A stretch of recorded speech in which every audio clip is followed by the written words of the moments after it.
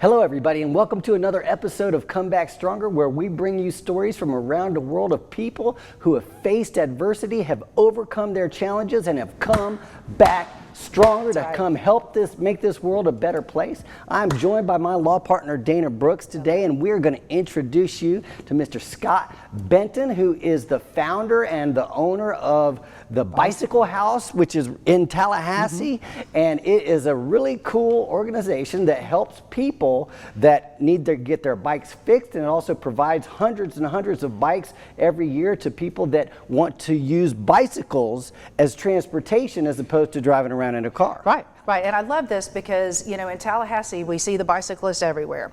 And we have these wonderful bicycle paths that we have now that allow people to ride for miles and miles and miles and safely ride, you know, in so many situations. But that's just one type of rider. And I learned so much from this profile on Scot.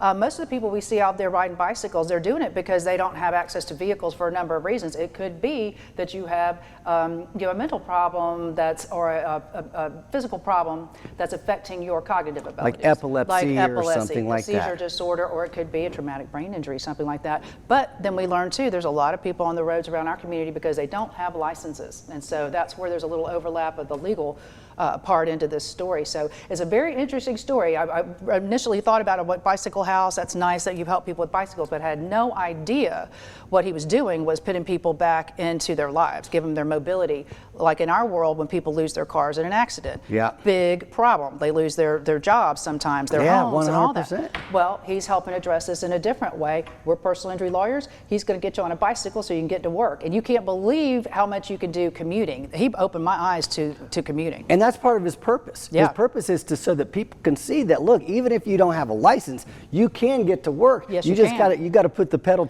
or the foot to the pedal. Yes, you do. That's right. All right, so we're going to go to a commercial break, but when we come back, we're going to introduce you to Mr. Scot Benton. So I think one of the important roles that a female lawyer has is understanding the family dynamic. The more you understand what people do for their families, the more money you can get people when they're injured and they can't service their families by everything that they're doing at home and at work. Right. And I don't want to say that men don't understand that family dynamic, but I do think that statistics show that women understand that family dynamic more and can empathize and sympathize with it because of our own roles in our own homes. Right, and it helps offset some of these assumptions about women's claims, which is that they're inherently valued lower, it's easier to replace the things that they do, they're more menial, they're not higher earning career professionals.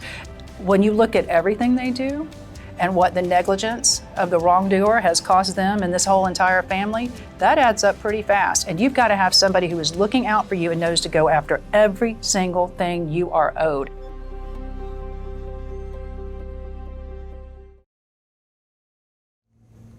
Welcome back to Come Back Stronger, where we are introducing you to Mr. Scot Benton, who is the founder and owner of Bicycle House that helps people who don't have driver's licenses get to work and get on the road. Stay tuned. Thanks so much for coming on. Thank you. So tell us your story with how you became a bicycle enthusiast. So I grew up in Tallahassee. I lived close to Myers Park, and I went to Hartsfield, Fairview, and Rickards, and I guess it was in the second or third grade, my dad started letting me ride my bike to school, and it was fun. And back then, Tallahassee was a smaller town. I started school in the mid-'60s, and you could ride everywhere. It was fun. The hills, the trees, it's cool. So I was coming home from Fairview Middle School, climbing up Jim Lee Road and coming back to my house, and one day, and I saw some people in national team jerseys, the red, white, and blue. They were going by me and across in front of me, and I followed them, and that kind of changed my life. And from then on, I was a bike racer, and I loved commuting too. So, yeah. So they were a national team. Were you able to keep up with them? For a little bit. Yeah. I was only 11 at the time, and they kind of waited for me. I can't really remember, but I do remember that I got to chairs, to the end of St. Augustine Road, and I think I had to call my mom from somebody's house to come get me. Yeah. Yeah. So that started your love of bike riding. What type of bike riding things did you do after that? Well, I always commuted, and I worked construction to sort of pay for my bike racing, and other things like that. And always on a job site, somebody loses their license and they're like, let's go ask that guy who rides his bike every day. And they're like, dude, you got to help me. And I'm like, okay, I wasn't really, but I wound up helping people to kind of maintain themselves when they lost their licenses or ran out of money or something. How would you do that? You would hook them up with a bike? Or? I would take them to a bike. At the time, I grew up here, but I lived in Boston and around New England, and I would take them to a local bike shop and just say, hey, you guys got to help him. And then you have a relationship with somebody that's ongoing. Mm-hmm. And those are the kinds of things that are cool about commuting by bike, is that other people are, and it's just neat, that the weather, that sort of thing.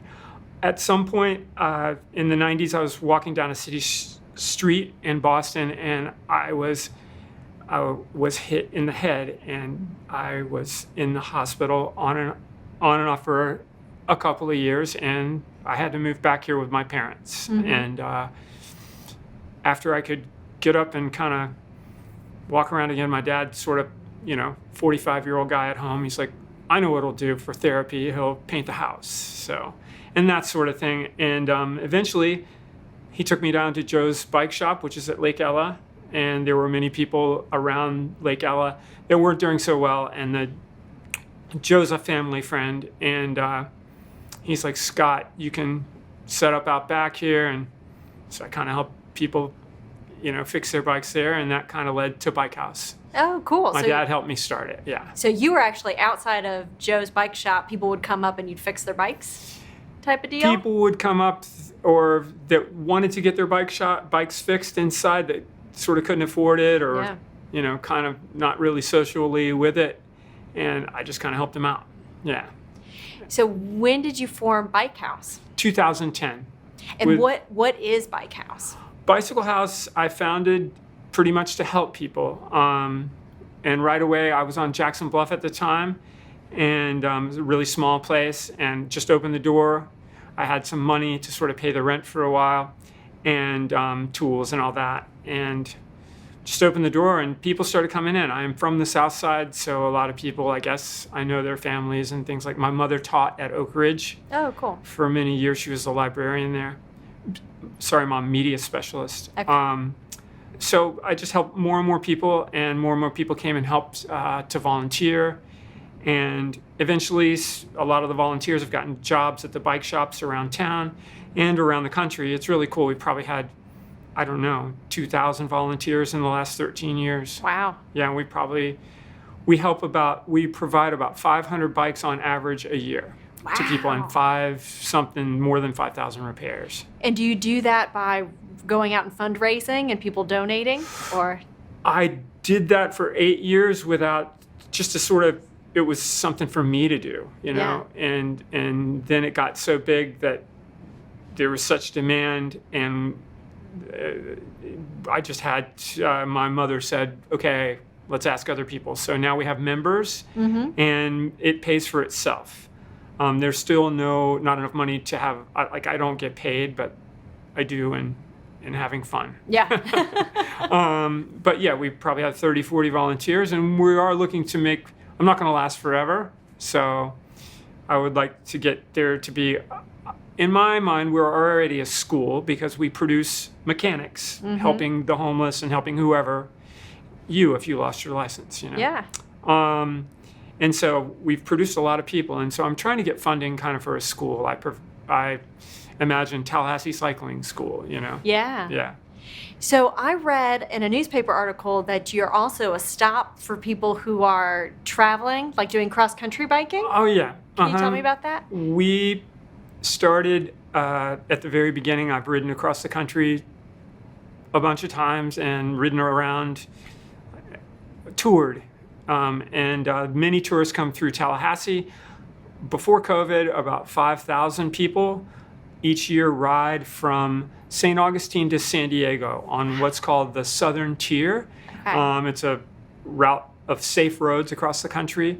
And along the way, there are places to stop and spend the night. And there's an organization called Warm Showers where a cyclist can join, and that way they're vested through reviews and things like that. And so right away, that first year that I started to house people, we had 300 people Wow. staying on the floor, and they could stay at other places. There's people here that, that a lot of people in warm showers, like when they host people, they make food, and and I don't do that, but we do have a kitchen that they can make their own food and stuff. I think people come. Well, I should say that some of the people that have come have stayed on for a month or so just to help. And some of the people, there is one person that went all the way around the country, what's called the Four Corners, to out to California, up to Washington and across, and then back down, and then come back and volunteered again. That's cool. Yeah.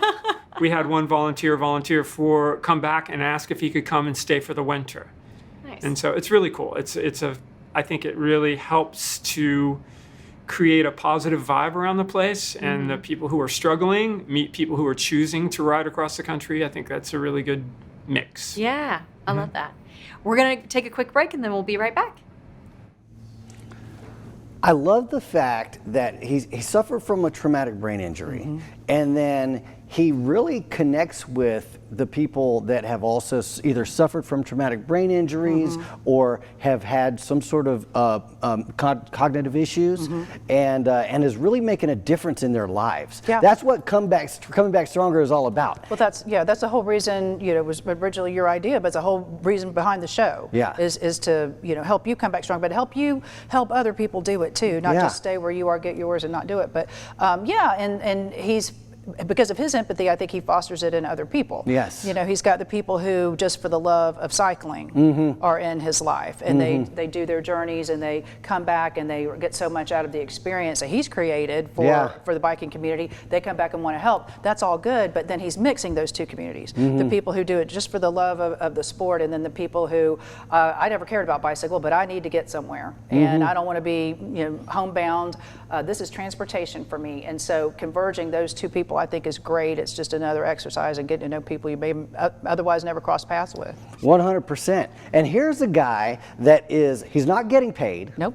Right? But he doesn't need that much money because he's riding his bike everywhere. He doesn't have car insurance. He doesn't have bike insurance. It's looking a lot better to me. Pay for a car, right? But also he's doing it for the passion and the love for bicycling. Yeah. And his whole family, I guess we didn't get to this part yet, but we'll get to the part about his family and how his entire family are bicyclists, and it's fantastic. He's living it. It's a lifestyle for him. Yeah, I love it. All right, well, we're going to go to a commercial break, but we're going to come back and hear the second part of the interview of Mr. Scot Benton. This is about Carrie. It says, "There's not enough space, nor could I find enough words to articulate my experience with Fasig Brooks. Working closely with Carrie and Brittany has literally changed my life. Not only did they handle my case as if they were standing up for their own immediate family, we became like family. I've never felt alone in the process. I never felt like just another case, and the encouragement on the harder days would always lift me up. Absolutely everyone in the firm exudes a compassion for the cases they handle and a real passion to empower the lives of individuals and families far beyond a settlement. They are strong, resilient, will leave no rock unturned. I absolutely love Fasig Brooks." I love that. I mean, I just have no words to explain how grateful I am that somebody feels like that about us.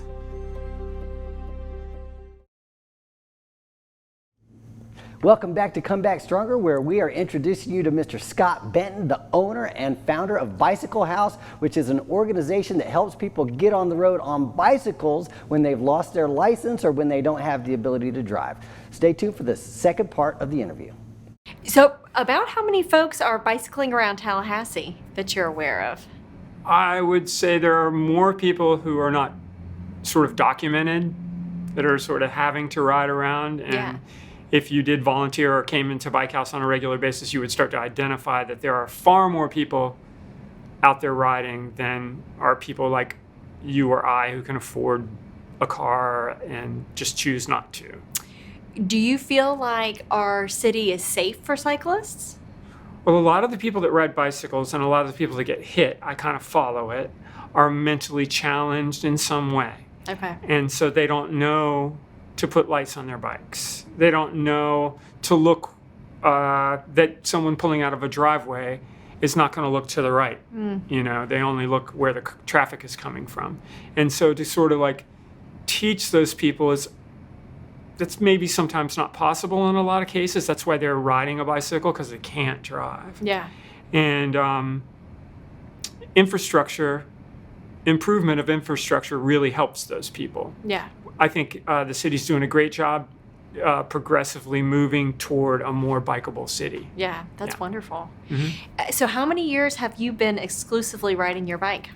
Well, on and off, I had vehicles but for 26 years. Wow. Yeah. Mm-hmm. So And- anywhere you go, you're going on bike. And my wife and our kid, both. That's as well. awesome. I mean, yes. How old is your kid? She's 11. When did she start riding her bike? Let's see, she started when she was 6, Okay. but she didn't really want to ride. So for a long time, she was, for an exclusive cycling family, a long time she was on the little, well, first, of course, in the trailer. Yeah.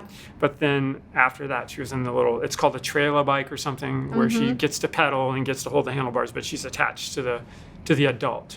What fun to spend your childhood growing up on a bicycle. I don't think it's challenging at all. You're right. I think it is quite a bit of fun. We have all the clothes that you would need, waterproofs and whatnot. And so we make a game of it. It's great fun. Yeah. So Bicycle House, what's next for your organization? We need a building. Okay. We the place, over the years, we've been in different places, and the building that we're in right now, of course, there was a reason to move from the last place because of development. And this time, again, the place is getting developed where we are. And so we need to, I'm hoping to raise enough money in the long run to find a permanent place to be. I really think we're worth it. That's awesome. Yeah. So y'all have been renting this during Yes. these seasons. Okay. Mhm. That's wonderful. Some sort of long-term rental agreement would be fine as well, but just to find a place where we can sort of settle. So our TV show is called Comeback Stronger because we like to tell comeback stories. Tell us, we know you have a comeback story because you were injured and now you've come back and you're giving back to the community by helping people who maybe aren't able to drive. What was it that helped you kind of get the courage and the tenacity to get back out there?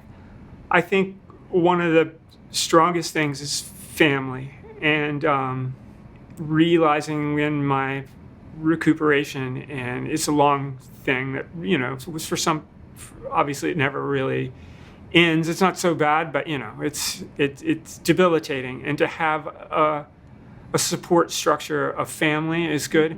And I think that if you don't have that family, to be able to have a place in the community that has that feeling of family. Yeah. And I guess that's why we call it Bike House, I didn't really think about it to begin with, but Yeah. yeah, I think that having a good group of people where you feel safe, and that definitely, I have very good family, so And now Yeah. you've created this community for other people to become kind of a bicycle family together. That's yeah, really I just neat. kind of stood there with the door open, and I guess it created itself. So I won't take I'm kind of an idiot, really, but You opened a home to people, right? Yeah. Said, I've got knowledge. if this was on TV, I'm sure there's going to be people nodding their heads. off. Yeah, he's an idiot. So another piece of advice I want you to share with everyone who's watching is for bicycle safety, but mostly for the drivers, for people in cars. What can we do so that we're watching out better for those folks that are on bicycles? Think about taking a bike ride sometime. Think about relaxing and going for a walk. Think about like if you drive along Thomasville Road, walk along Thomasville Road and feel what that feels like. Because not everyone, yes, of course, okay, I'm going to get out there for my own exercise. I'm going to get out there maybe to walk to the store. But once you get out there, you're in that element. And I just stopped the other morning when I was riding along Thomasville Road out by Cary Forest. And it was unbelievable. Once I went by one way at 5 o'clock in the morning, and then I went by the other, and it was peaceful and serene. Yeah. And then I came back by, and it was so loud that I felt sad for the person that was begging for money in the middle of the street. It was Yeah. literally like living under an airport, And so I think just to understand to get the person out of the car. You know, Yeah. you don't have to go for like a 50-mile bike ride, but you could just be there. You Yeah. know, I think that's really helpful. You know, I like that. yeah. So I want to end by asking you to tell me all about this challenge that you've just completed, where didn't you ride 5,000 miles in 1 month? I did. Yeah. How many miles a day is that, approximately? 160 something. Oh my gosh. So tell us about that. It started four or 5 years ago. Every year there's May is bike month in the world. And on the fitness app Strava, you take on each month there's a distance challenge. May is the largest one. I think 400,000 people participated in it. It's not a competition. It kind of is, but but a lot of people, and I did it the first couple of years because I just wanted to get out in May and sort of express that you can ride a bike 100 miles and go to work. Yeah. To the people who are our clients. And I would ride by the construction sites and the various places where our clients are, people who live in the woods and whatnot, and sort of give them a hard time and say, hey, if I can do this, you can. We require people to come in to Bike House every few weeks to get their bikes looked at, not Okay. because we care about them, quote, but just their bicycle. But the fellowship really helps. Yeah. And so I got a chance to do that for the first several years. And I think the third year I did it, this past year I was challenged by a family member. Their company offered to give us $1 a mile. And I was like, and right away my partner said, okay, you're excused from work this year. Go and ride as many miles as you can. Nice. And I had been maybe 5th in the competition and then 3rd. And so then someone else said, hey, I'll give you $1,000 if you win. Wow. And then I go to a friend who owns a company here in town to give us. And so I think all in all, we had about $15,000 donated. So Wow. it became something I could do to bring awareness in and funds to Bike House. And you won, didn't you? Yeah, I did. Yeah. What was the final total mileage? 5,004. Wow. There was a prize if I broke 5,000. Yeah. That's awesome. So there you go. Well, thank you so much for coming on. I really appreciate it. Thank you very much. What a cool story Yeah. and so much to unpack. Yeah. My favorite part was when he's talking about the connection between family and community. Yeah. And because he had such a strong family structure that compelled him to make this community for people who might not. Right. And I thought that was really cool because have you noticed, Dana, that in a lot of our stories, it's not necessarily family members, but there's somebody that loves the person that is coming back. Yeah. That is an inspiration that really motivates and fuels that person. Yeah, it's an intentional family. Yeah. Everybody has, families of origin, and then most of us go through our lives and we open and expand our definition of family to Yeah. include people who have meaningful contributions to us and Yeah. whose actions are impactful to us. I love that, and that's gratifying. And there's a lot of people, especially if you find yourself on hard times and you can't afford the court costs to get your license back, you probably feel let down and abandoned by most people. Yeah. So what a great thing to not only have someone who just says, hey, I want you to enjoy your life. I want you to be mobile. I'm doing this for the love of it. And then, hey, why don't you come back and help out too if we've done anything that you've benefited from? And then when you help other people, that's the greatest thing you could do to get out of depression or any kind of a negative 100%. spirit. So it's just beautiful. It's just a beautiful thing he's created. I don't know how else to express it. Well, I love that you said that. My buddy, my best friend Bert Pope, he's always saying that if you're feeling depressed, do something kind for somebody else. That's all you got to do. And I think that's exactly what Scot Benton is doing. And so he's learned that in the best way. But also what I loved it was that he rode this long bike ride to express to other people that it's possible. Yeah. That's another really cool element of every comeback story is that you serve as an example You are. to everybody else that you can do it. You live by example. Yeah, it's very Yeah. cool. So we're going to go to another commercial, but when we come back, we've got so much more to unpack. Excellent service, 100 times more responsive than other attorneys I've worked with. Highly recommend, especially attorney Kimmy Hogan. She is fabulous. Yes, she is. It's all about communication. The number one complaint about lawyers is my lawyer never calls me back. But the number two complaint is my lawyer never calls me and tells me what's happening with my case. That's why I love reading a review like this, because I know, Kimmy, you are really good about calling your clients, letting them know what's happening with the case, keeping them informed every step of the way. Because what you got to remember is that these clients, this is their first case a lot of times. They've never been through this before. They don't know what to expect. Am I doing the right thing? Am I getting the right medical treatment? Am I actually going to get a settlement at the end of the case? So they need that reassurance, and they need to know what the process is every step along the way.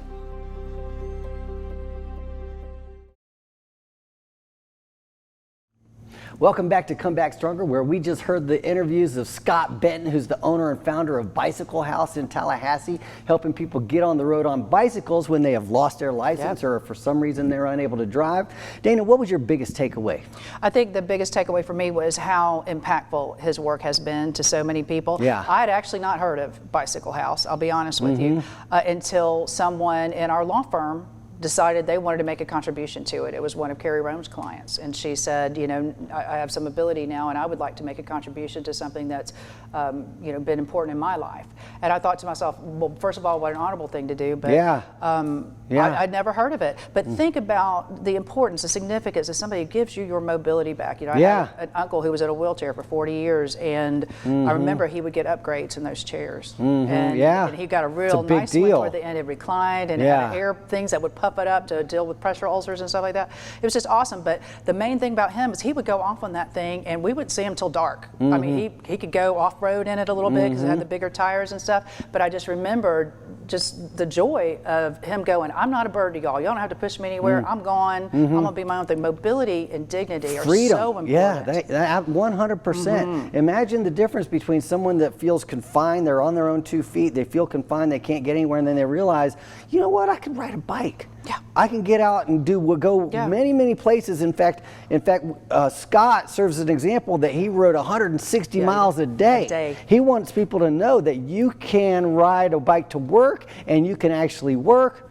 We got to give him a shout out. This man biked 270 miles to attend his niece's wedding in one day. Incredible. Okay, come on, tell me you can't do something. You can do anything you want to do. 100%. So put your mind to it, get the help that's out there, and change your own life. Okay, well, thank you so much for joining us for Mr. Scot Benton. Join us next week for another incredible comeback story. We really appreciate you guys, and if you know of any comeback stories, give us a call.